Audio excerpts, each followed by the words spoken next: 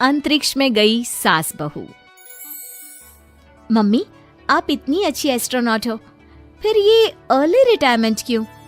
क्योंकि बचपन से मेरा बस एक ही सपना था, जिसके लिए मैंने लाइफ में बहुत कुछ खोया और छोड़ा।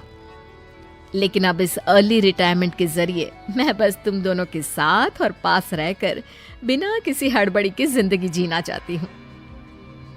सास की बात सुनकर काजल मुस्कुराकर चली जाती है। उसी शाम ऑफिस से घर वापस आकर अजय अपनी मम्मी के पास बैठता है। मम्मी, क्या हमारी स्पेस ऑर्गेनाइजेशन कोई नया स्पेस मिशन प्लान कर रही है? क्या मिशन है, बताओ ना मम्मी। हे भगवान, शरीर इतना बड़ा हो गया लेकिन दिमाग आज भी बच्चों से गया गुजरा है। घर में आया नहीं कि सवाल शुरू।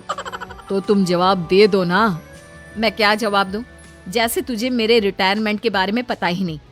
इतने समय से तूने मुझे ऑफिस जाते हुए देखा क्या? फिर मुझे कैसे पता होगा? जा, तेरी पत्नी से पूछ, वो रोज ऑफिस जाती है। माँ की बात पर अजय आवाज लगाकर काजल को बुलाकर वही सवाल उससे भी पूछता है, पर काजल उसका कोई जवाब नहीं देती। और बोलो पत्नी से पूछने के लिए। मैडम जवाब ही नहीं दे रही। सवाल जायज हो तो जवाब मिलेगा ना। तुम्हें अच्छे से पता है, कॉन्फिडेंशियलिटी रूल्स के चलते हम किसी से भी ऑर्गेनाइजेशन और मिशन से रिलेटेड कोई बात नहीं कर सकते। वो तो पता है, लेकिन मुझसे भी छुपाने का मतलब समझ में नहीं आया। वो मम्मी, रिटायरमेंट एप्लीकेशन के बाद से आपने ऑफिस भी आना बंद कर दिया।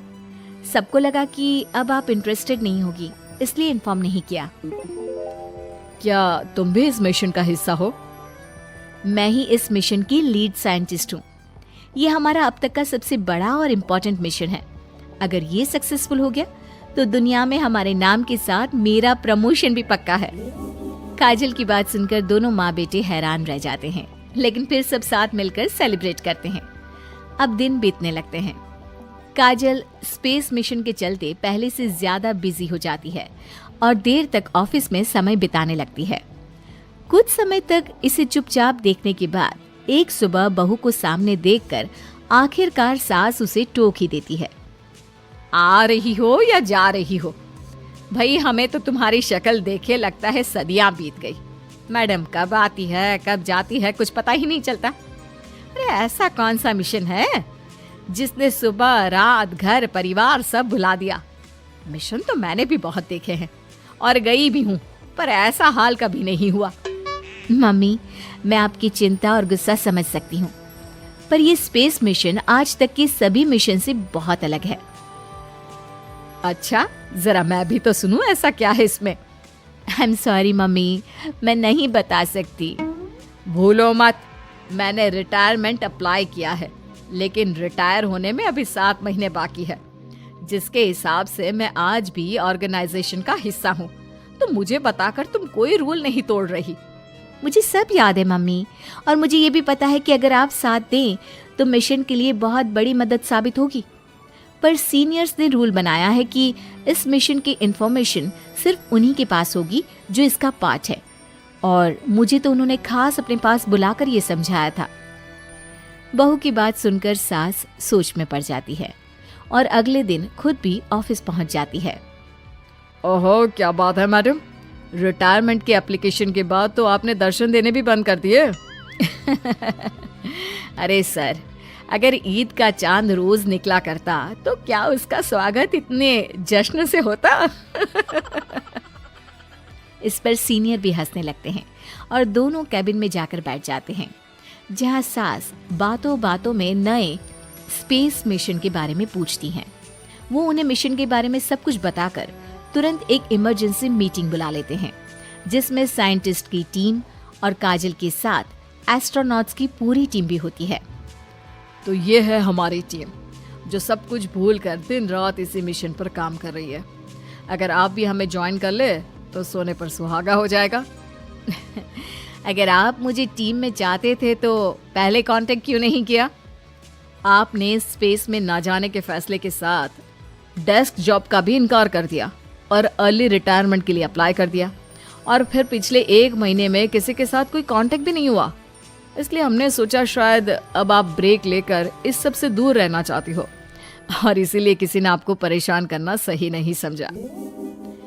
बात तो आपकी सही है, फिर भी एक सुझाव देना चाहूंगी। ये जो आप कर रहे हो ना, ये मिशन नहीं, साफ सुसाइड है।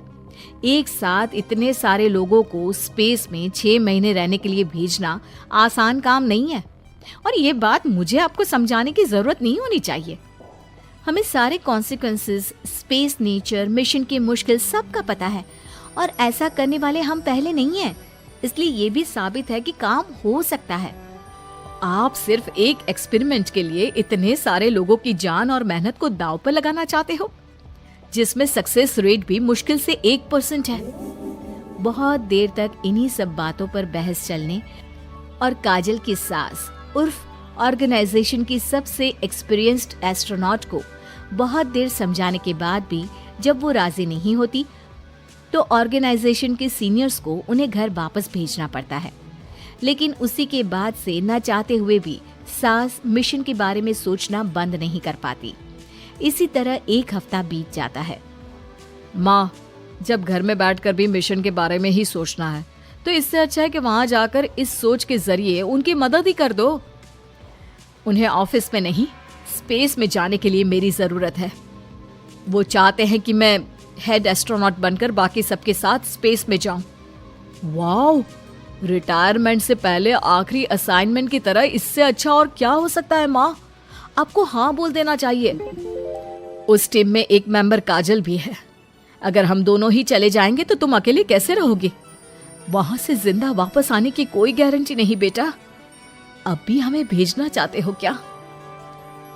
जिस दिन से आपको पहली बार स्पेस में जाते देखा है, तभी से ये डर और पॉजिटिविटी दोनों साथ लेकर जीना सीख गया हूं। आप जाओ माँ, मुझे पूरा भरोसा है आप दोनों वापस भी आओगे और देश के साथ मेरा नाम भी रोशन करोगे।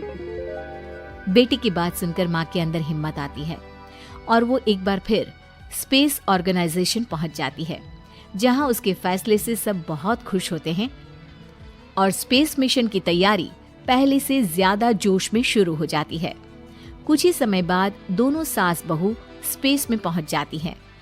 आखिरकार आज मेरी साइंटिस्ट बहू एस्ट्रोनॉट भी बन गई। सिर्फ स्पेस सूट पहन लेने से कोई एस्ट्रोनॉट नहीं बन जाता। मैं साइंटिस्ट हूँ और उसी में खुश हूँ। अगर मिशन की रिक्वायरमेंट नहीं होती तो शायद कभी यहाँ आती भी नहीं। इसी तरह दिन पर दिन स्पेस की अनेक मुश्किलें और दिक्कत सहते हुए देखते ही देखते 6 महीने बीत जाते हैं और नामुमकिन को मुमकिन करके दिखाते हुए सब सही सलामत अर्थ पर वापस आ जाते हैं, जिसके बाद से दुनिया भर में ये मिशन सास बहू की अंतरिक्ष यात्रा के नाम से मशहूर हो जाता है।